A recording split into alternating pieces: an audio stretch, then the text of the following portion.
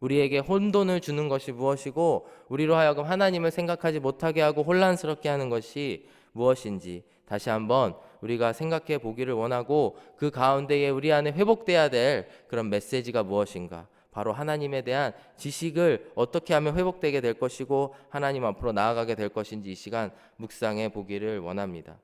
욥은 이러한 고난을 통해서 참 그 흔들렸던 부분들이 있습니다. 어찌 보면 그 욥의 고난들이 그의 삶에 있어서 베헤못과 리워 야단과 같이 그를 혼란스럽게 만드는 것들이었습니다. 하지만 하나님의 말씀을 통해 그는 그의 신앙이 다시 한번 회복이 되게 되는데요. 우리가 두 가지의 관점을 통해서 오늘 본문의 말씀을 살펴보기를 원합니다. 우선 욥은 하나님과의 만남을 통해 무엇이 회복되었냐면 하나님의 크심, 그분의 크심을 알게 되는 축복을 누리게 되었습니다.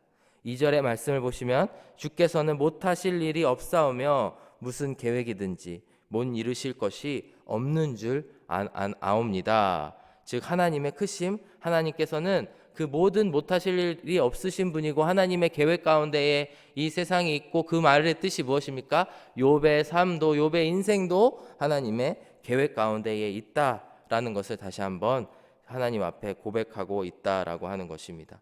욥과 같이 큰 고난을 당한 그런 상황 가운데에서 그가 고민하였고, 고민 가운데에 스스로 답을 얻을 수 없었지만 하나님이 주시는 그 답을 통해서 그는 결론을 내리게 된 것입니다. 하나님, 저의 삶의 모든 것이 하나님의 계획 가운데에 있습니다. 그리고 하나님께서는 못하실 일이 없으신 분입니다. 이렇게 고백을 하고 있습니다.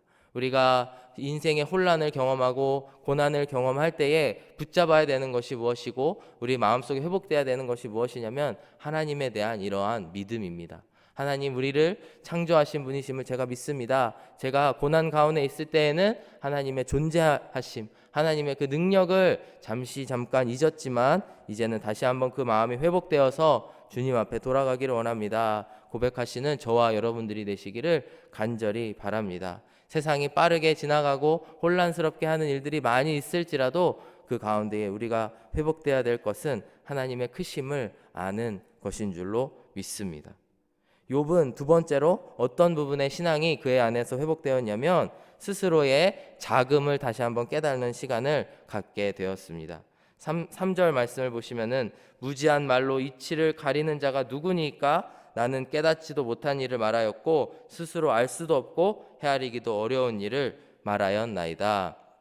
리와 야단과 같이 그러한 큰 고난과 혼란을 만난 이후에 이제 이 욥은 스스로의 자금, 내가 무슨 말을 한 것인가 다시 한번 돌아보고 회개하고 그 가운데 하나님께 6절의 말씀해 보시면 회개에 이르기까지 나아가는 그 신앙의 여정을 우리가 볼 수가 있습니다.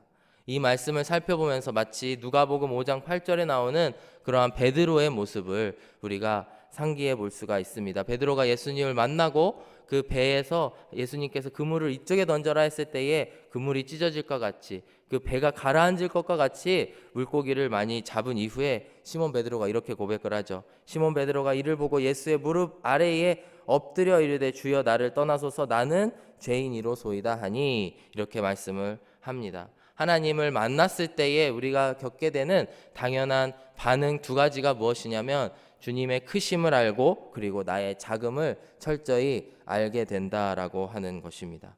이와 같이 나의 자금을 알고 그분의 크심을 아는 것이 회복될 때에 우리의 신앙이 더욱더 바로 서고 하나님과의 관계가 회복되는 줄로 믿습니다. 이와 같이 하나님과의 관계가 회복된 욥은 4절과 같이 고백을 합니다. 내가 말하겠사오니 주는 들으시고 내가 주께 묻겠사오니 주여 내게 알게 하옵소서. 이 말씀을 통해서 고린도전서 13장에서 바울이 한 말씀이 생각이 납니다. 우리가 지금은 거울로 보는 것 같이 희미하나 그때에는 얼굴과 얼굴에 대하여 볼 것이요 지금은 내가 부분적으로 하나 그때에는 주께서 나를 아신 것 같이 내가 온전히 알리라. 즉 우리가 고난 중에 있을 때, 혼란 중에 있을 때에는 하나님의 얼굴을 볼 수 없고 들리지 않은 것과 같지만 우리가 다시 한번 회복됐을 때는 하나님의 말씀이 눈에 들어오고 귀에 들어오는 줄로 믿습니다. 그리고 우리가 마지막 때에 가서는 하나님의 얼굴을, 나의 얼굴과 얼굴을 보는 것과 같이 그와 같이 하나님을 직접 만나 배울 날이 올 줄로 믿습니다. 그때까지 우리가 삶의 신앙의 여정을 한 걸음 한 걸음 걸어가시면서 늘 하나님의 크심을 경탄하고 또한 나의 자금을 가지고 하나님 앞에 회개하며 나아가는 저와 여러분들이 되시기를 간절히 바랍니다. 사랑하는 여러분, 올 한 해를 이제 마무리하는 시간인데요. 이 시간을 통하여서 나는 언제 하나님의 크심을 실감하고 살았지?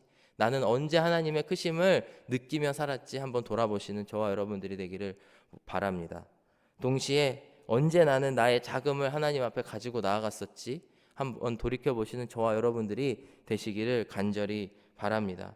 그리고 더 나아가서 이 두 가지는 항상 같이 오는 것임을 우리가 마음에 새기고 나에게 부족한 부분, 내가 잊고 있었던 부분이 무엇인가 한번 돌이켜보는 시간이 되기를 원합니다. 어떠한 분들은 늘 하나님의 크심만 강조하고 나의 자금을 고백하지 않을 때가 있습니다. 또 우리는 어떠한 때에는 하나님의 크심은 잃어버리고 나의 자금만 묵상하게 되고 그리하여서 정말 피상적인 신앙생활을 하게 될 때도 있습니다. 오늘 욥기의 마지막 말씀 그 부분 중에 한 부분을 우리가 함께 살펴보시면서 나아가실 때에 하나님, 저는 그 균형을 욥과 같이 균형을 이루기를 원합니다. 주님의 크심을 찬양하면서 동시에 나의 자금을 하나님 앞에 가지고 가고 또한 나의 자금을 하나님 앞에 가져가면서 동시에 하나님의 크심 가운데에 우뚝 주님과 함께 반석 위에 서기 원합니다. 고백하시는 저와 여러분들이 되시기를 간절히 바랍니다. 함께 기도하겠습니다. 사랑하는 하나님, 감사합니다. 이 세상은 빠르게 변해가고 주님, 이 세상은 많은 혼란을 우리들에게 줄 때가 많이 있습니다. 그럴 때마다 우리가 먼저 우리에게 말씀하시는 하나님을 바라보게 하여 주시고 하나님의 말씀을 묵상하며 나아가는 저희들 되게 하여 주시옵소서. 그리하여서 우리가 좋아하는 찬양의 가사처럼 나의 자금을 알고 그분의 크심을 알며 살아가는 저희들 되게 하여 주시옵소서. 감사드리며 예수 그리스도의 이름으로 기도드렸습니다. 아멘.